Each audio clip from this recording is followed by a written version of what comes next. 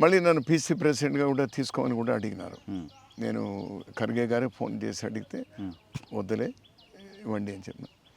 సరే మళ్ళీ నేను గతంలో మాదిరి పూర్తి యాక్టివ్గా కాకపోయినా కూడా మీటింగులకు అవి ఇవి కూడా అటెండ్ అయ్యేటువంటి పరిస్థితి ఉంది.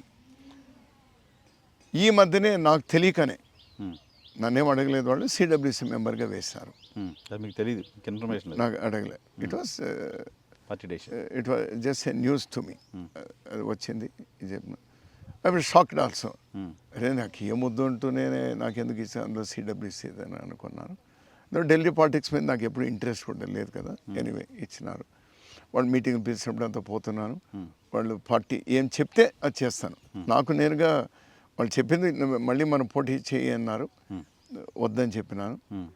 నాకు మొన్నటి రోజు ఒక లక్ష్యం ఉండింది. అసెంబ్లీలో నేను రాహుల్ గాంధీ గారు మాకు ఒక 30 మందిని పిలిస్తే, సార్ మీరు అగైన్ చెప్పినా నేను 2014, 2019, 2024 ముందు కూడా చెప్పింది, మీరు ఇక్కడ ఏదో అద్భుతాలు జరుగుతాయని మీరు ఎక్స్పెక్ట్ చేయవద్దు.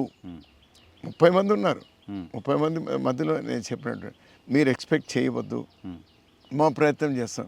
కానీ ఒకటే పార్టీ చేయాల్సింది, అది ఈ రాష్ట్రం నుంచి 1 సీటా 2 సీట్ల 4 సీట్ల అసెంబ్లీలో ఈసారి 1, 2, 4 అడుగు పెట్టాలి.